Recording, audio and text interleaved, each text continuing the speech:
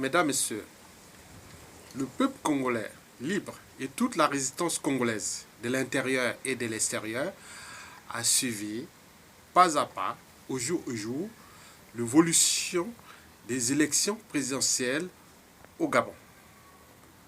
Vous savez bien comme moi que le Gabon compte aussi dans la CEMAC.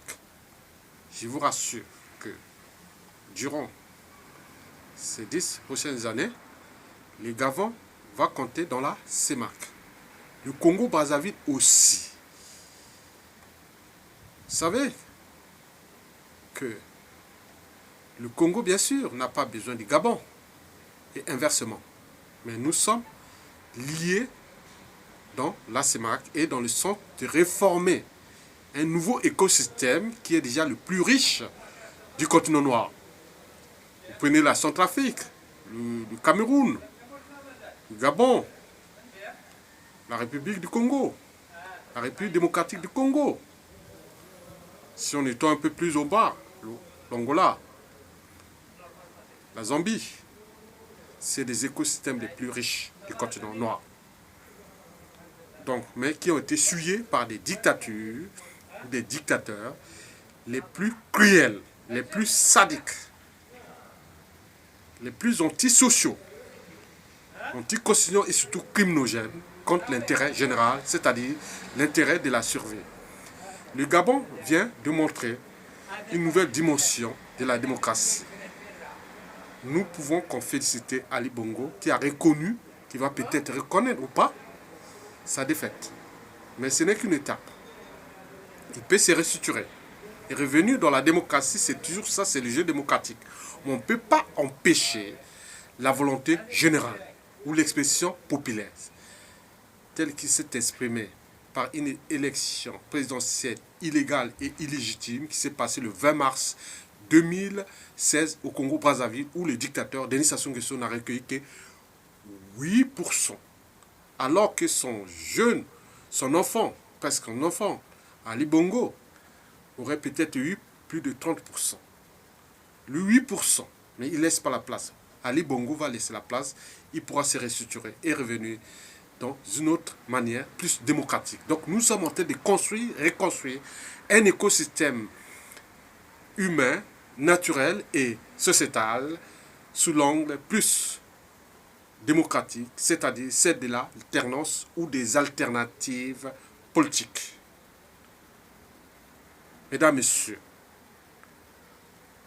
le peuple de la sous-région d'Afrique centrale ou d'Afrique équatoriale a besoin de cette nouvelle définition, de ce nouveau état d'esprit de la liberté, c'est des droits fondamentaux, des libertés fondamentales et surtout de l'expression de la volonté populaire et qui, on le sait, a toujours des impacts positifs contre les gens qui sont au pouvoir.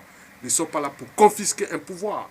Ils sont là que pour servir, mais pas pour se servir et entretenir et s'entretenir au nom du contribuable ou du peuple souverain.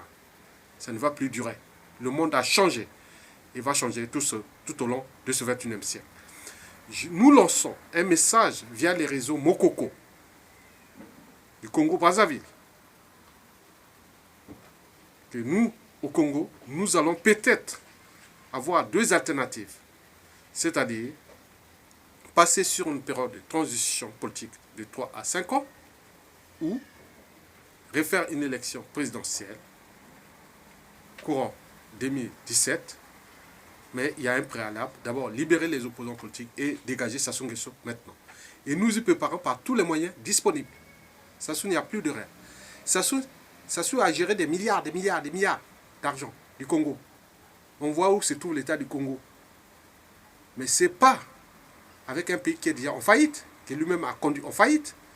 Sassou n'a construit aucune école, aucune université, aucune structure digne qui peut durer dans le temps. Rien du tout. Donc on connaît ça. Donc il s'est abusé du peuple congolais. Et ces donneurs d'ordre se sont enrichis, ont construit des empires. Mais le monde Oui, les richesses, ça n'a pas commencé qu'au Congo, entre les Sassoulandes, mais c'est depuis la nuit des temps. Mais que sont devenues ces familles qui étaient riches au Moyen-Âge, même avant, et aujourd'hui? Donc, c'est une évolution. Nous sommes en train de mettre en danger toute l'évolution des sociétés nouvelles à l'échelle de la sous-région, parce que cette sous-région du bassin du Congo est celle qui libre le tiers de l'oxygène de la planète et aussi riche en biodiversité. C'est l'Amazonie de l'Afrique. Et nous allons laisser libre cours à ces familles stupides, trop stupides, pour être non seulement utiles à leur communauté, la communauté noire, africaine, congolaise, gabonaise, autres, mais aussi à l'échelle planétaire. Donc, le monde a changé et va changer. D'où l'enjeu de repenser nos nouveaux écosystèmes avec les hommes du nouveau et de ce monde qui arrive, qui est celui de l'intelligence, des principes et valeurs, de la raison. J'ai failli, je n'ai pas pu, j'arrête.